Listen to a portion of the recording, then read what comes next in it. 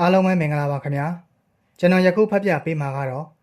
စာရေးသူထွန်းတောက်ထွတ်တင်ချာရေးသားသောပုံနေစလုံးများဤနောက်ဝယ်ဆိုတဲ့ဝတ္ထုတိုလေးပဲဖြစ်ပါတယ်ခင်ဗျာဝတ္ထုတိုလေးဟာဖတ်ပြခွင့်ပြုပါရန်စာရေးသူနဲ့တကွသက်ဆိုင်သူများအားလုံးအားယူသေးလေးစားစွာဖြင့်ခွင့်တောင်းအပ်ပါသည်ခင်ဗျာပုံနှိပ်စလုံးများဤနောက်ဝယ်လူမျိုးဤခင်ဗျာအကြောင်းဝတ္ထုရေးထားတာမဂဇင်းထဲပါလာတဲ့ဆိုကဲဘာကျွေးမှလဲစာရေးဆရာကြီးနင်းအကြောင်းကြီးပဲတော့ကွက်တီမဟုတ်ပါဘူးဟာဇလန်းကြောရိုးယူထားတာတော့ပဲရှိတာပါကျန်တာငါစေကူးနဲ့ငါပေါ့ဘာပဲဖြစ်ဖြစ်ခင်ဗျားအကြောင်းကိုရေးလို့ပါလာတာဆိုတော့ခင်ဗျားကိုလက်ဖက်ရည်တိုက်ရပါတယ်ဟာရပါတယ်တိုက်ဆိုတော့လဲတိုက်ရမှာပေါ့ဒါပေမဲ့ဒီဝတ္ထုတိုကလေးကိုတော့အရင်ဖတ်ကြည့်လိုက်ပါဦးရော့မလိုပါဘူးလူပြိုကြီးရဲ့ကိုအကြောင်းကိုအတီဆုံးပဲဥစ္စာဖတ်เสียမလိုပါဘူးနော်မတူဘူးခင်ဗျားရဲ့စာရေးဆရာဆိုတာအပြင်မှာတကယ်ဖြစ်နေတဲ့ကိစ္စတွေကိုလုံးစေပတ်စေရေးလို့မဖြစ်တယ်လို့ကိုရေးလိုက်တဲ့အကြောင်းအရာတွေမှာအတူယူရှောင်ကျဉ်တဲ့နာတွေတင်ကားစာယူတဲ့နာတွေအတိအာယုံလမ်းကြောင်းမှန်စေမဲ့အတွေ့အခေါ်တွေထည့်ပေးရတာမျိုးဥပမာနင့်နာမည်ကိုတော့အရင်တိုင်းငါထည့်မရေးခဲ့ဘူးပြီးတော့လက်ရှိနင့်ဘဝနဲ့ငါဝတ္ထုတို့ထဲမှာဇက်သိမ်းပေးထားတဲ့ခင်သားဘဝလုံးဝကွဲသွားပြီဟာဖတ်ကြည့်လိုက်ပါခင်သားရဲ့ပြီးတော့တောက်တာပေါ့စိတ်ချလက်ဖက်ရည်တင်မကပလာတာအီကြကွေးတိုက်တာစားအောင်မလေးလက်ဖက်ရည်မတောက်ရရင်နေပါနော်စာတော့မဖတ်ပြရစီနဲ့ပြင်းလွန်းလို့စာဖတ်ဝါသနာပါခဲ့မယ်ဆိုရင်ခင်သားတို့6တန်းလောက်နဲ့ကြောင်းထွက်ပြီးကုံစင်းရောင်းရင်ဒီဘဝရောက်เสียအကြောင်းမရှိဘူးတွားမယ်လူပြိုကြီးရေနှကန်းနေရဲရဲမိတ်ကပ်အဖွေးသားအပေါ်သားရင်မွေးနံတစ်ထောင်ထောင်နဲ့အပြာဝမ်းစာဝစ်ပြီးစက်ကော်လက်ကော်ပုံစံနဲ့ကျွန်တော်စေးဆိုင်ရှိကထွက်ခွာသွားတဲ့အသက်38နှစ်အရွယ်ခင်သားကိုကြည်ရင်တပ်ပြင်းရှည်ကြီးချလိုက်ရတယ်။တေရီမင်္ဂလာဈေးမှာကုံစိမ်းပွဲစားမှလုံရင်တခုလက်တင်ရွှေနဲ့ညားခဲ့တဲ့ခင်သားဟာသမီးနှစ်ယောက်ရပြီးမှတင်ရွှေရဲ့ဇယိုက်တွေကိုသိမခံနိုင်တော့လို့ကွာရှင်းခဲ့ပါတယ်။တင်ရွှေနဲ့ကွဲပြီးတဲ့နောက်ဘဝအမောတွေနဲ့မိသားစု3ယောက်ရဲ့စားဝတ်နေရေးကိုခင်သားတယောက်တည်းရုန်းကန်ဖြေရှင်းရင်မဟန်နိုင်တာနဲ့ညမှလန်းနဲ့အနွမ်းဘဝရောက်ခဲ့ရတယ်။အဲ့ဒီနောက်ပိုင်းကိုနေကားမောင်းတဲ့လူလေစိန်ထုံးနဲ့ပတ်သက်စိန်ထုံးကိုယုံစားပြီးသူ့ဘဝတည်ငြိမ်မှုအတွက်အိမ်လိပ်စာပေးမိရင်ကဒုတိယအိမ်ဦးနှံအဖြစ်ရည်ရွယ်ခဲ့တာမျိုးခင်သားမရှိချိန်အိမ်လေလာမိတဲ့စိန်ထုံးဟာလဲခင်သားသမီးအကြီးမအပြိုကျော်ကိုတွေ့ပြီးသဘောကျရည်စားဖြစ်အောင်ကြံပန်းကောင်းအညွန်ချိုးပြီးခင်သားလိုဘဝရောက်အောင်ကြံဆောင်နေစဉ်မှာပဲခင်သားတည်သွားခဲ့တယ်အဲ့ဒီနောက်ပိုင်းသမီးနှစ်ယောက်ကိုခေါ်ပြီးမော်လမြိုင်ကမွေးရမြေကိုပြောင်းပြေးခင်သားတို့ညက်ငတ်ဘဝနဲ့ရှာကျွေးခဲ့တာတွေအကြီးမကိုရှင်းပြရင်းသားမိ3ယောက်ကောင်းကောင်းကောင်းဝယ်လှုပ်ရှားကြတယ်ဆိုပြီးအနွမ်းပိုင်းရှိုက်တန်သကောင်ရံဝယ်ဝတ္ထုတိုကလေးကိုရေးပို့လိုက်တာအရွေးခံရတယ်။ဒါပေမဲ့အပြင်ကခင်သားကတော့ဇာတိရက်ရွာပြန်ပြီးကောင်းကောင်းကောင်းဝယ်မလှုပ်ရှားဖြစ်တယ်လို့ဟောဒီစင်ချေပုံရက်ွက်ထဲမှာပဲအနွမ်းပိုင်းဘဝနဲ့ညကဗျာတွေဆက်လက်တည်ကုန်းခဲ့တာမျိုး။ဘာပဲဖြစ်ဖြစ်စာရေးစရာပေါက်ဆဆိုတာပညာရှိကဝိတဆူမဟုတ်ပေမဲ့စာဖတ်သူကိုအတွေးအခေါ်အသိအမြင်ကောင်းတွေရအောင်အ ਨੇ အများတော့ပေးနိုင်ရမယ်လို့ကျွန်တော်ခံယူထားတဲ့အတွက်အဲ့ဒီဝတ္ထုတိုလေးကိုခင်သားလိုအမျိုးသမီးတွေဖတ်မိပြီးကောင်းကျင်လဲကောင်းသွားနိုင်တယ်လို့ယူဆခဲ့တာမျိုးပါတကယ်အဖြစ်ပြက်မှာတော့ခင်သားသမီးအကြီးမကိုစိန်ထုံးကမကြံစီခဲ့တယ်လို့စိန်ထုံးဆိုတဲ့ဇက်ကောင်တောင်အပြင်မှာတကယ်မရှိခဲ့ဘူးအကြီးမဟာလဲဝတ္ထုတွေကလို့ကိုယ့်ထက်ကြီးတဲ့လူလေတယောက်ကိုရည်စားထားဖို့နေနေသားသားတက်တူရွယ်တို့ရည်စားတောင်မရှိတဲ့အပိုးကျိုးတဲ့သမီးလိမ်မာလေးတယောက်ဘာပဲဖြစ်ဖြစ်ကျွန်တော်စေးဆိုင်ရှိကခင်သားထွက်သွားတဲ့အချိန်ဟာည9နာရီထိုးနေပြီ။အော်အနွမ်းပန်းတပွင့်ညမှာပြန်လန်းတော်မယ်နဲ့တူပါရဲ့။စာဖတ်ရမှာကြောက်လို့လက်ဖက်ရည်မတိုက်ခိုင်းတော့တဲ့ခင်သားဟာကျွန်တော်စီကတီရှက်ရှက်အင်ကြီးအဟောင်းတွေပဲလာတောင်းသွားခဲ့တယ်။ဒီလိုနဲ့ပဲသူ့သမီးအကြီးမကိုစက်မှုဆောင်ကစက်ယုံတယုံမှာအလုပ်လုပ်စီပြီးတလမပြည့်ခင်မှာပဲစိတ်မချစရာတွေများလို့လားမသိခင်သားကိုယ်တိုင်သမီးနဲ့အတူစက်မှုစုံမှာအလုတ်ထွက်လုပ်တယ်တကယ်တော့ဘဝဘေးအသည့်တွေဟာစာပေအသည့်ထက်ပိုပြီးထိရောက်နေသလားမပြောတတ်ဘူးကျွန်တော်ဝတ္ထုကိုမဖတ်ဖဲဘယ်သူမှဆုံးမစေရမလို့ပဲအကြီးမကိုစိတ်မချတာတခုတည်းနဲ့သူ့အလိုလိုလမ်းကြောင်းမှန်ရောက်သွားတဲ့ခင်သားကိုကျွန်တော်ချီးကျူးတယ်မနက်စောစောချက်ပြုတ်ထမင်းကြိုင်ထက်ရက်ကွက်ကအလုတ်သမားတွေနဲ့ဖယ်ရီအတူစီအလုတ်စင်းနဲ့ ခင်ထားရဲ့အတိကခင်ထားကိုဆုံးမလိုက်တာများဟုတ်လို့အငယ်မကကိုတန်းဆိုတော့ကြောင်းဆက်ထားပေးတယ်ဒါပေမဲ့ချီးကျူးလို့မဆုံးခင်မှာပဲခင်ထားပြန်ဖောက်တယ်တားမေ2ယောက်ယုံမှမိသားစု3ယောက်ဝမ်းဝယုံဆိုတော့ဇာရှိတဲ့ခင်ထားဟာအလုတ်ပရက်တွေမှာအကြောင်းသည့်တချို့နဲ့အမောင်ဆက်ကိုမတိမတာကပါတယ်သူ့အပြောကတော့ရစရာသာတိတ်မရှိတာကုံစရာတွေကအများကြီးလူပြိုကြီးကစာရည်ဝေးရည်အငယ်မကျောင်းစရိတ်ကျူရှင်လာကအိမ်လာကတွေကပတ်ချလဲဝိုင်းပြီးထူထောင်းနေတာမျိုးဆိုတော့လေအစင်ပြေတယ်လို့ရှာစားရတာပေါ့လူပြိုကြီးရဲ့ကျုပ်ကျဲလီကြည့်ကျဲလို့ပေါ့ခင်ဗျားရနင်းဘဝမှာတေမင်းရောထောင်မဲမှာဝိုင်းနေတာဟာနေမရှိမှနင်းသမီး2ယောက်ဟုတ်ပေဖြစ်နေအောင်မယ်သမီးမင်းကလေးတွေမွေးထားပြီးနင့်လောက်ပေါက်ကမဟုတ်သေးဘူးသိပါတယ်လူပြိုကြီးရဲ့လောလောဆယ်တော့လူပြိုကြီးပြောသလိုအတွေးမနှက်နိုင်သေးဘူးခင်ထားကိုကောင်းစေချင်ရင်လူပြိုကြီးထောက်ပံ့ပေးလေသေစားကိုနဖူးကိုလက်ဝါးနဲ့ရိုက်လိုက်ရုံကလွယ်ပြီးကျွန်တော်လည်းဘာမှမတတ်နိုင်ကိုစံတန်ယုံသာသိကြတဲ့လူတွေရဲ့ဘဝတွေကိုဆရာကြီးလှုပ်ပြီးဇာရိတာပြုတ်ပြင်ရေးတရားဟောပြောနေတာထက်ထိရောက်တဲ့ကုညီပံပိုးမှုပေးလိုက်တာကမှလက်တွေ့ကျတယ်ဆိုတာကျွန်တော်သိတယ်ဒါပေမဲ့တကိုယ်ကြီးလူပြိုကြီးကျွန်တော်ဟာလဲစင်ကြေပုံရက်ကွက်ထဲမှာမစိုးမပုတ်စေးဆိုင်ကလေးဖွင့်ပြီးကိုဘဝကိုရုန်းကန်နေရစေကာလမို့ခြံတော်တစ်လုံးထဲမှာတယောက်တည်းကျဉ်ကျက်နေရတဲ့ရက်ကခမများမဟုတ်လားဒီနေရာမှာကျွန်တော်နဲ့ခင်ထားဘာကြောင့်များဒီလောက်ရင်းနှီးနေသလဲလို့မေးเสียရှိပါတယ်လူပြိုကြီးဆိုတော့ခင်ထားနဲ့အတူညကဗျာတွေတီကုန်းဘူးလို့သိတာလားဘာလားမထင်ကြပါနဲ့ကျွန်တော်ဆိုင်မှာပုတ်တင်ညိုလာဝယ်ရင်းကပဲတီကြခင်ကြရင်းနှီးရင်ဖွင့်ဆုံးမကြနဲ့ပြောမနာဆိုမနာဖြစ်သွားကြတာမျိုးပါတလန်းနေသားချင်းတွေကိုနောက်တစ်ခုကကျွန်တော်ဆိုင်နဲ့ကက်လျက်လက်ဖက်ရည်ဆိုင်မှာအလုံအားရင်အားသလိုရှော်ဖို့စေကြောဝိုင်းလို့စားတောင်းနေကြပါကျွန်တော်အဝတ်စားတွေကိုအခါကျင်းငွေယူပြီးတပတ်တစ်ခါရှော်ဖို့ပေးတာမျိုးလည်းရှိတယ်တခါတလေလက်ဖက်ရည်ဆိုင်ပိုင်ရှင်အမျိုးသမီးကြီးကိုသပင်ဖြူနှုတ်တန်းတုပ်အတင်းပြောဘာညာလှုပ်ပေးနေတာမျိုးဆိုတော့ခင်သားနဲ့ကျွန်တော်မကြာခဏဆုံပြီးမောင်ရင်နှမလိုရင်းနှီးနေကြတာမဆန်းဘူးဒီကြားထဲအသက်38နှစ်အရွယ်နဲ့အရွယ်တင်နှုတ်ပြိုနေတဲ့ကျွန်တော်ကိုစိတ်လိုလက်ရရှိတိုင်းသပင်ဖြူနှုတ်ပေးနေကြအလကားတော့မဟုတ်တပင်9ချက်ပေးရတယ်တခုရှိတာက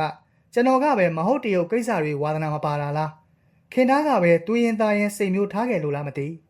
ကျွန်တော်တို့2ယောက်ကြားမှာမတင့်တော်မအပ်ဆက်တာတွေဖြစ်မလာခဲ့တာသိကြတယ်ဘာပဲဖြစ်ဖြစ်စာရေးဖို့သပင်ဖြူအနှုတ်ခံဖို့အချိန်ရလောက်အောင်အယောင်းဝယ်တိတ်မကောင်းလာတဲ့စေးဆိုင်ကလေးဟာစင်ကြေပုံရက်ကွက်ထဲကဖုတ်လူပြလူလူသားတွေကြားထဲမှာကျွန်တော်စားဝတ်နေရေးအတွက်ကြားကန်ပေးထားနိုင်တာကိုပဲကျေးဇူးတင်ရမှာပါလေတေကြတာကတော့ကျွန်တော်စေးဆိုင်ဟာကျွန်တော်အိမ်ပါပဲဥယေအမေကနေမကောင်းလို့မလာနိုင်ဘူးတဲ့ဥအဝတ်တွေလျှော်ဖို့သမီးကိုလွှတ်လိုက်တယ်ဘာတွေလျှော်ပေးရမလဲဥပေးလေအလုံးပေးရဲ့တနင်္ဂနွေတရက်မှာကျွန်တော်ဆိုင်ရောက်လာတဲ့ခင်သားသမီးအကြီးမကိုကြည့်ရင်စိတ်မကောင်းဖြစ်သွားရတယ်သပင်အရှိကြီးနဲ့ရုပ်ရည်ချောမောလှပသလောက်အပြစ်ကင်းရိုးသားလွန်းတဲ့အကြီးမကိုအဝတ်လျှော်ခိုင်းရမှတောင်အားနာပါတယ်သူခမရလဲခင်သားကိုမလွန်ဆန်နိုင်လို့သာလာရပုံဖြစ်ပေမဲ့အလုတ်ဟူသည်များဂုံရှိစွာဆိုသလိုရှက်ကိုရှက်ကန်းပုံစံဖြစ်မနေခဲ့ဘူးအဲ့ဒါနေပဲအော်အေးဟိုးအနောက်ဘက်ရေတုံဝင်သားကဇလာထဲမှာစက်ပြာမှုန့်နဲ့စိန်ထားပြီးသားသမီးရေကြိုက်တယ်လို့သာသွားလျှော်ပြီးတော့အဝိလျှော်နေတဲ့အကြီးမကိုအကဲခတ်ကြည့်ရင်ကန်ဆိုးရှာတဲ့ကလေးမဘဝကိုစာနာစိတ်ဖြစ်ပေါ်မိပါတယ်သူခမရအပြိုကလေးတံမဲ့မရေဖြစ်သူရဲ့လောက်ရက်ကြောင့်ရက်ကော့ထဲမှာတိမ်ငယ်နေရတာမျိုးမိခင်ရဲ့လောက်ရက်ကိုတိတာတိနေပေမဲ့ဘာတစ်ခုမှစောတကပြန်မတက်ရဲရှာတဲ့သမီးတယောက်ဘဝမှာမိဘမကောင်းသားသမီးကောင်းအဖြစ်နဲ့ကြိတ်မိတ်နေထိုင်ခဲ့ရတာလည်းသိကြတယ်အကြီးမရဲ့ခတ်ချောရုပ်ရည်ကိုနှစ်သက်ကြတဲ့ရက်ကွက်ထဲကကာလာသားတချို့တောင်စာပေးလိုက်စကားပြောလောက်ကြတာတွေလည်းရှိတယ်ဒါပေမဲ့ခင်သားရဲ့တင်းကျပ်တဲ့တံမဏိစည်းကမ်းတွေအောက်မှာတိမ်ငယ်ပြပြပြီးအရာရာတိုင်းအတွက်အနေကျုံငယ်ရတဲ့အကြီးမလင်ကောင်းသားကောင်းရဖို့တောင်မသေးကြတခါတော့ကအကြီးမကိုယူမူနဲ့ချက်စကားလိုက်ပြောတဲ့ကောင်လေးကိုခင်သားတို့ပါးရိုက်ဆုံးမလိုက်မိလို့ပြဿနာဖြစ်ပြီးရက်ွက်ရုံရောက်ကောင်လေးမိဘတွေရဲ့မှုချိုးမြေချိုးဆွဆွဲသမုတ်တာတွေခံလိုက်ကြရပြီးတဲ့နောက်အကြီးမတယောက်အလုတ်ပိတ်တိုင်းအိမ်ပြင်ထွက်တာရှားခဲ့တယ်တကယ်တော့ငါပြောသလိုလို့ငါလုပ်သလိုမလုပ်နဲ့ဆိုတဲ့မိခင်မျိုးဟာခင်ထားပဲဖြစ်မှာပေါ့ဒီလိုနဲ့ပဲအကြီးမတို့အကြောင်းအတွေးပွားရင်မေးစီကိုလက်နဲ့ရောင်ရမ်းပုတ်သက်လိုက်မိတဲ့ကျွန်တော်ဟာ ရှေစားပြုတ်လာတဲ့မုတ်စိမ်မွေးတွေကိုစမ်းသပ်မိခဲ့ပြီးဓာဘူးနဲ့မှန်ထယူရင်းရိတ်တင်နေခဲ့တယ်။မှန်ကြည့်နေရင်ထိုးထိုးထောင်ထောင်သပင်ဖြူတွေကိုမြင်လိုက်ရတဲ့အတွက်မှန်ထဲကတဆင့်ကြည့်ပြီးသပင်ဖြူတွေကိုခဲရခဲဆဲနှုတ်နေခဲ့မိတယ်။ဦးရေအဝတ်တွေဘယ်နှလှမ်းရမလဲ။အဲ့ဒီနောက်ဘက်ခြံစည်းရိုးနားကဝါးထဲမှာပဲလှမ်းလိုက်တော့ပြီးရင်ပတ်စံလာယူသမီး။တိတ်မကြခင်ပဲအဝတ်လျှော်ပြီးသွားတဲ့အကြီးမဟာကျွန်တော်ဆိုင်နဲ့ပတ်စံလာယူရင်းအရန်နှုတ်ကျင်နေတဲ့ကျွန်တော်အဖြစ်ကိုတွေ့သွားခဲ့တယ်။သမီးနှုတ်ပေးရမလားဦး။ကိုဘာသာကိုအလုံးမဖြစ်မဲ့အတူတူအကြီးမကိုခိုင်းလိုက်တာပဲမြန်မာတယ်လေဆိုပြီးစင်ကျင်တုံတရားမဲ့စွာခွင့်ပြုလိုက်ပါတယ်။အေးကောင်းသားပဲနှုတ်ပေါ့ညီအမေလိုပဲတစ်ချောင်း၅ချက်ပေးမယ်ဟာ။ကျွန်တော်ကပက်လက်ကလေးထိုင်မှာ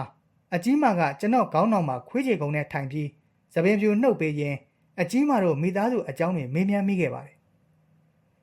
သမီးတို့မိသားစု၃ယောက်အဆင်ပြေကြရဲ့လား။ဒီလိုပါပဲဦးရဲ့ပြေတယ်လဲမပြေတယ်လဲပေါ့။ဟိုတလောကတော့အဖေနဲ့တွေ့သေးတယ်။အမေနဲ့ပြန်ပေါင်းကျင်တဲ့အကြောင်းသမီးကိုပြောခိုင်းတာဦးရဲ့။အဖေတနာပါတယ်ဦးရဲ့။သူမိုက်တုံးကမိုက်ခဲ့မိတယ်တဲ့။သမီးတို့ညီအမအရွယ်ရောက်လေအမေနဲ့စိတ်မချလေပဲတဲ့အမေကစိတ်ကြီးတော့အဖေကိုယ်တိုင်လာမပြောရဲဘူးဦးရဲ့။အဖေအကြီးမမိုးချင်းတန်လာထင်မှတ်ရတဲ့အော်ဒန်ကြီးကြောင့်အကြီးမတယောက်ပါဇက်အဟောင်းသားနဲ့ထိတ်လန့်သွားခဲ့ရတယ်လို့ဆိုင်ရှိတဲ့တဲ့မှာခါပေါ်လက်ထောက်ရင်းမိဝင်ဝင်တောက်နေတဲ့မျက်ဝန်းအစုံနဲ့ကျွန်တော်ကိုကြည့်နေသူခင်သားကိုလည်းအံ့ဩဖွယ်ရာတွေ့လိုက်ရတယ်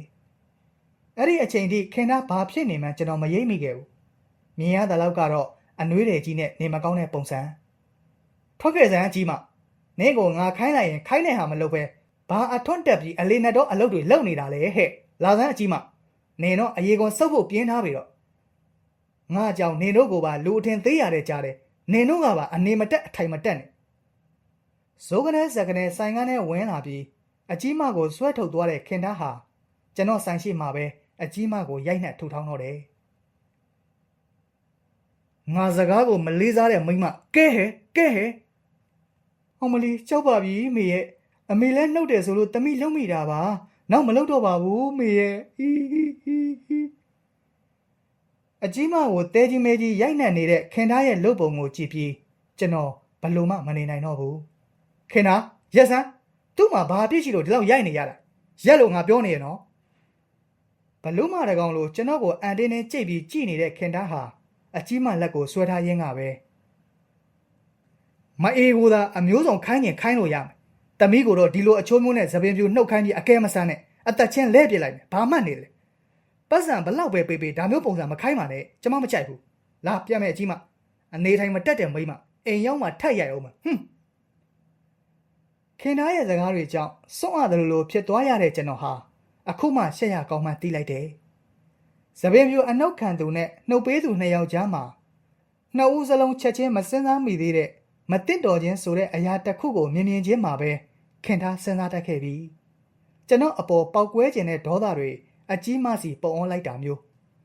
ဘာပဲဖြစ်ဖြစ်ကျွန်တော်ရင်ထဲမှာတော့မွန်းကျက်ခြင်းရှက်ရွံ့ခြင်းတွေရောနှောနေတဲ့ကြည်နူးခြင်းတစ်မျိုးဖြစ်ပေါ်လာပါတယ်ခင်သားရဲ့အာချမ်းရှာချမ်းဆွဆွဲပုတ်ခတ်စကားတွေနဲ့မီးဝင်းဝင်းတောက်မျက်ဝန်းတစုံဟာကျွန်တော်ရဲ့ဂုံသိက္ခာကိုထိပါစေတယ်ဆိုတာသိကြပေမဲ့ကျွန်တော်ဖြစ်ချင်တဲ့ဝတ္ထုတွေကဇက်ကောင်ခင်သားအတိုင်းဖြစ်စပြုတ်လာတာကိုပဲကြည်နူးမိတယ်ထင်ပါတယ်ဒါတောင်ဝတ္ထုတွေကစိန်ထွန်းလို့ကျွန်တော်ကအကြီးမကိုကြံတာမျိုးမဟုတ်ဘူးသပင်ပြူနှုတ်ခိုင်းမိတာလောက်ပဲရှိသေးတာဘာပဲပြောအပြင်ကခင်သားဟာဝတ္ထုတွေကခင်သားထက်သမီးနဲ့ပတ်သက်လာရင်တစွန်းတစတောင်အထိအရှာမခံကျင်တဲ့စိတ်ဓာတ်ကိုသဘောကျသွားတဲ့ကျွန်တော်ဟာကိုယ်သိက္ခာပုံးပဲ့သွားတာတောင်ခင်သားကိုခွင့်လွှတ်ပေးနိုင်ခဲ့တယ်ဒါပေမဲ့နောက်ဆက်တွဲပြဿနာတွေဟာဝတ္ထုတွေကထက်ဆိုးရွားခဲ့တယ်ကိုသမီးအပြိုကလေးကိုမှဒီလိုလုပ်ရတဲ့ခင်သားရဲ့ငါ့ကိုသပင်ပြူနှုတ်ပေးတဲ့ကိစ္စဟာဒီအထိပေါက်ကွဲစရာလိုတဲ့လားငါရဲ့သဘောထားဟာနင်သမီးမပြောနဲ့နင်လိုမိမအပေါ်မှာတောင်ဘလို့ရှိခဲ့တယ်လဲဆိုတာတိတိကြီးနဲ့ခင်သားရဲ့ပေါက်ကွဲခြင်းပေါက်ကွဲခိုင်းမိတဲ့ငါလူကြီးငါ့ကိုပဲပေါက်ကွဲလိုက်ပါတော့လားဟမ်ခုတော့နင့်ရဲ့မစင်မကျင်လုပ်ရကြောင်းအကြီးမှလည်းအချောက်တိုက်ကြုံတုံးခံရနင်လည်းမိတစိုးဖြစ်ငါလည်းခွေးဖြစ်ပေါ်ခင်သားရဲ့ငါကွာခင်သားကိုသာခွင့်လွှတ်ပါတော့လူပြိုကြီးရဲ့အဲ့ဒီနေ့ကခင်သားမျက်စိထဲမှာလူပြိုကြီးကိုလည်းရိုးသားဖြောင့်မတ်တဲ့လူတယောက်လို့မမြင်တော့အကြီးမကိုလည်း ခင်ထားစိတ်နဲ့နိုင်ပြီးပောက်ကွဲခဲ့လို့ရိုက်နှက်ဆုံးမပြီးကရုံးတုံးပစ်လိုက်မိတာပါခင်ထားတွက်ထားတာကအကြီးမအဝိတ်လျှော်ပြီးပြန်လာမယ်ဒါပဲပေါ့ဆေးဝယ်ခြင်းလို့ထွက်လာမိကမှလူပြိုကြီးကိုသပင်ပြူနှုတ်ပေးတာမြင်လိုက်ရတဲ့ခင်ထားဘလို့ဖြစ်သွားမလဲစဉ်းစားကြည့်ပေါ့အဲ့ဒီအချိန်ကခင်ထားခေါင်းထဲမှာရိုးသားတာတွေမရိုးသားတာတွေနားမလဲတော့ဘူးငါသမီးကိုဘာသဘောနဲ့ဒီလိုလှုပ်ခိုင်းရတယ်လဲဆိုတဲ့စိတ်ပဲရှိတယ်အဲ့ဒါနဲ့ပဲခုလိုဖြစ်ကုန်ရတာပါလူပြိုကြီးရဲ့တွေးသွားမှခင်ထားစဉ်းစားမိတယ်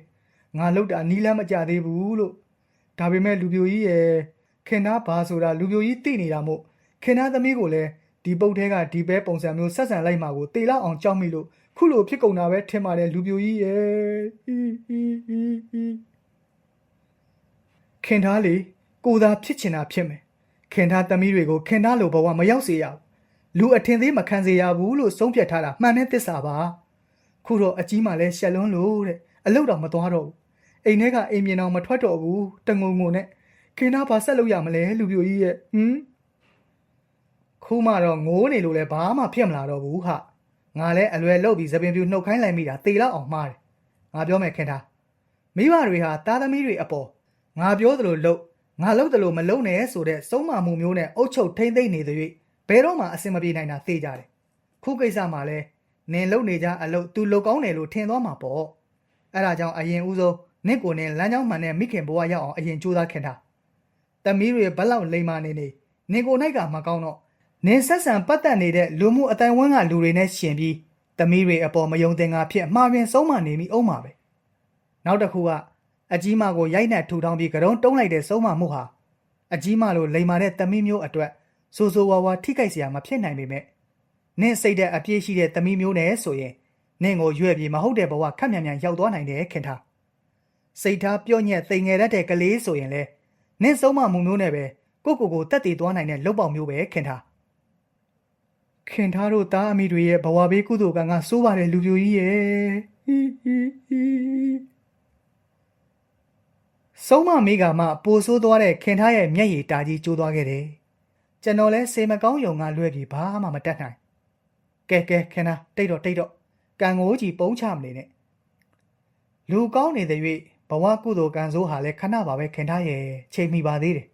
နင်ဘဝနင်အရင်ပြုတ်ပြင်အကြီးမလိမ္မာသလောက်နင်ဆိုးနေတဲ့၍ဒီထက်ကံဆိုးစရာတွေကြုံလာဖို့ပဲဖြစ်တော့မှာစင်ញင်မှာတော့ခင်ထားအငယ်မတောင်အပြူပေါက်ဖြစ်နေပြီဘာပဲဖြစ်ဖြစ်မထင်မှတ်တဲ့ကိစ္စကလေးတစ်ခုကနေပြဿနာကြီးမားမားဖြစ်တတ်ပါလားလို့စာရေးဆရာပေါ့စလူပြိုကြီးတယောက်ကောင်းကောင်းကြီးသင်ခန်းစာရခဲ့တာသိကြသလိုရှင်းတော့မကြည့်ပဲဘယ်ရမစိုးအလွယ်လောက်တတ်တဲ့ကျွန်တော်ရဲ့အကျဉ်းစိုးတစ်ခုကိုလည်းပြုပြင်ရမှာသိကြတယ်ဒါနဆံများမေတ္တာရပ်ပါတယ်ရှင်ဟာကြီးမဆရာလေးဘသူခေမာဝရီပါတကားကြီးဘလို့ဖြစ်သွားတာလဲဆရာလေးရဲ့တကားမကြီးခင်ထားကသူသာလမ်းဖြောင်မလျှောက်ချင်တာသူသမီးနှစ်ယောက်ကိုသူ့လိုဘဝရောက်မှတိတ်ကြောက်တာတကားကြီးရဲ့အဲ့ဒါနဲ့ဆရာလေးလည်းကရုံတုံးခံရပြီးတဲ့နောက်ပိုင်းစဉ်းစားမိတယ်ငါဒီလိုသာအမေနဲ့နေပြီးလူတော်ထဲမှာရှင်သန်နေအောင်မယ်ဆိုရင်စိတ်ကြီးတိုင်းအမှန်ကိုမမြင်နိုင်တဲ့လူနဲ့ဒီထက်ဆိုးတဲ့ပြဿနာတွေပဲကြုံရအဆက်ကွဲရအောင်မယ်ဆိုတာသိနေလို့ဒီလမ်းကိုရွေးလိုက်တာပါတကားကြီးခုတော့တကားမကြီးခင်ထားလဲဆရာလေးအတွက်စိတ်ဒုံချနိုင်ပါပြီလေဆရာလေးကတော့တကားမကြီးကိုတခုတောင်းဆိုထားပါတယ်ဆရာလေးရဲ့မေတော်ဖြစ်ချင်ရင်အဲ့ဒီလိုမဟုတ်တဲ့ကိစ္စတွေနဲ့အသက်မမွေးနဲ့တော့လို့ဆရာလေးကိုမတနာကျင်နေပါဖះစကားတော့နားထောင်ပါလို့ဝမ်းစာရှာနီးမှန်မှန်ရင်ငရဲဆိုတာလက်တကန်းတာမှာပါလို့တကာကြီးတင်ရွှေနဲ့ပြန်ပေါင်းပါလို့ပြောထားတယ်တကာကြီးကဲဆရာလေးဆက်ကြွပါရစေတကာကြီးအော်ဟုတ်ကဲ့တက်မခဏရက်တော်မူပါအောင်ဆရာလေးဒါနဆန်အစင်သေးမရှိလို့ဝတ္ထုငွေကပ်ပါရစေတာဒုပါတကာကြီး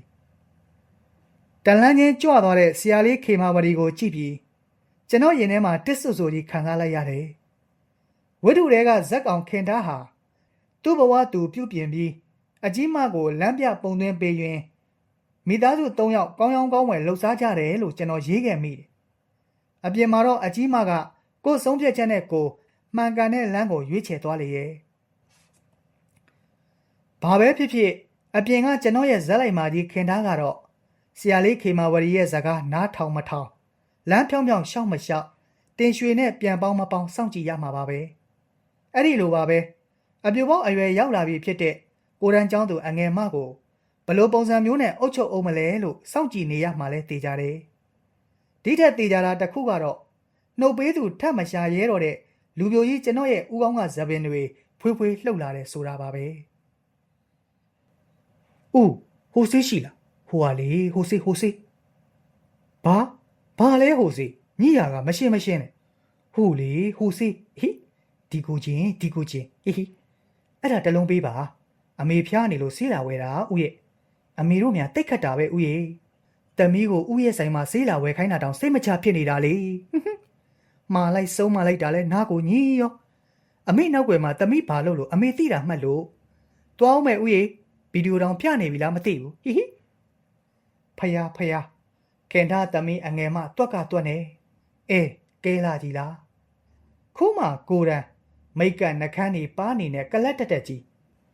ဘာပဲဖြစ်စကားတွေရေဘက်မဝင်အောင်ပြောပြီးဆိုင်ရှိကနေမရှိကရှိကလေးတွေလှုပ်ရမ်းဂိုက်ပေးပဲများပြသွားတဲ့အငယ်မရဲ့မတီမငိမ်မျက်ဝန်းတစုံကိုကျွန်တော်ဘာလာမပြန်ရဲတော့ဘူး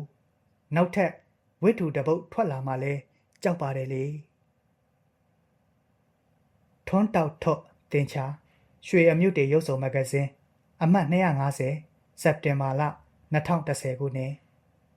လိုအပ်ချက်များကိုသိခံပြီးနားဆင်ပေးကြတော့ညီကောင်မောင်နှမများအားလုံးဘေးကင်းရန်ကွာရှိကြပါစေ။